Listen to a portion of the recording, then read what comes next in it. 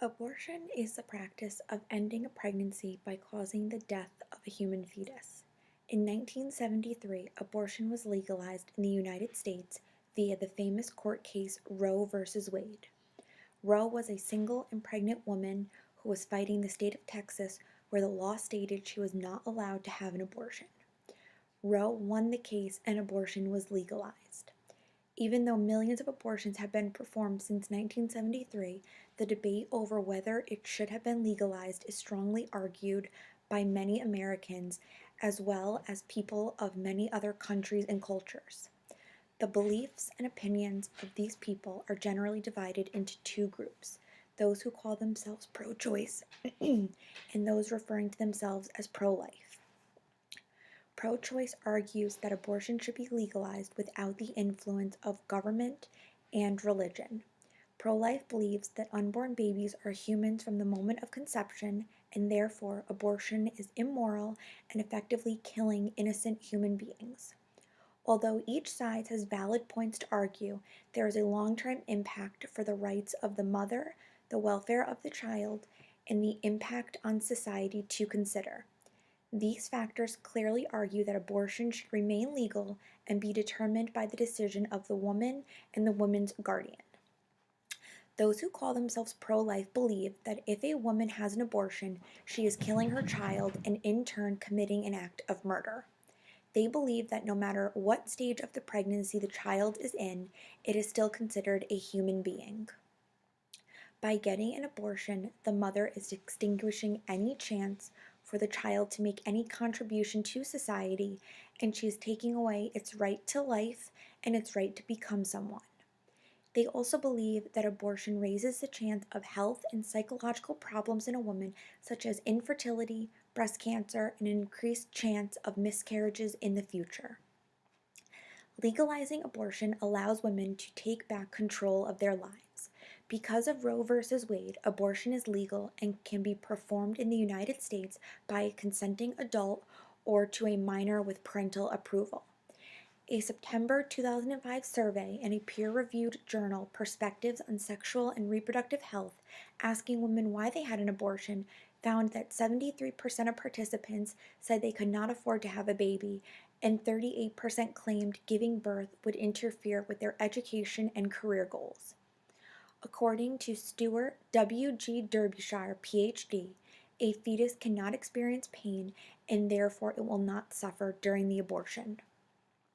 When women get abortions, the majority of the time it is because they are young and are unable to raise a child. They have other responsibilities such as their education, a career, or maybe they are not in a financial situation where they can take care of a child. Abortion also allows a mother to decide whether or not she should allow her child to be born if it has severe medical problems. 49% of unborn children come into the world unwanted. If a child is born unwanted, the chance of it living a happy life is lost. If a parent finds out that their child is deformed or has disease which may impair it for life, they may decide that abortion is the better option. Sarah, a woman who found out that her son would never be able to walk, decided that she needed to get an abortion. Midway through her pregnancy, she found out that her son had spina bifida, a condition where the spine and tissue protrude from the back. The result of this deformation meant that her son would never be able to walk. Sarah did not want her son to have to live his life watching everyone around him participating in sports and even something as simply as walking, so she chose to get an abortion. Also, about 208,000 people are victims of an act of sexual assault each year in the United States. When a woman is raped, she must carry the child of the man who attacked her. This means that if she is to give birth to the child, she will have to be reminded each and every day of the pain she has gone through. In Ireland, abortion is allowed only in the most extreme cases, such as if a woman is raped or if her pregnancy is going to put her in danger. In the United States, abortion is certainly taken advantage of, but it should not be abolished altogether. It should be regulated. Women should not be able to have an abortion in the second half of their pregnancy unless their pregnancy is putting the woman or the child in danger. This will limit women from taking advantage of the system. No young woman should have to be punished for her whole life because of the mistake she had made when she was young. She should have a second chance. $831 million are spent on abortions each year, and 1 in 3 women will have an abortion before the age of 45. This shows how people have been taking advantage of this option and why it should be regulated. But if abortion were made illegal, back alley abortions would be performed. These abortions are dangerous and result in 68,000 deaths per year in 33 countries where abortion is not legal. In conclusion, abortion should remain a legal choice and allow women to have a second chance when the life of the expected mother is in danger, a poor or misguided choice was made, a repulsive act of violence or incest, or when the life of a newborn is destined to suffer every day of its life through disfigurement and/or severe or debilitating handicaps. Even though abortion has these positive attributes, women cannot use it as a form of birth control. If abortion is to remain legal, it should be regulated and controlled to be means to enhance the life of the mother and to be beneficial to society. I have also included some photos.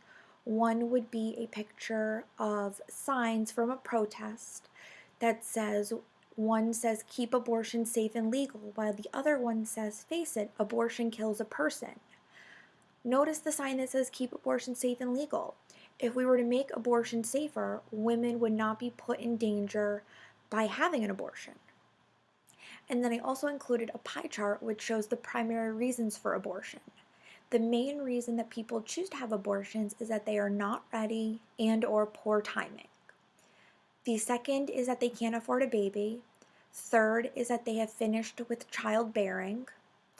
Fourth, relationship issues. Sixth, lack of maturity. Seventh, school or career concerns. Eighth, fetal health concerns. Ninth, maternal health concerns. And 10th, rape. Thank you so much for listening to my presentation.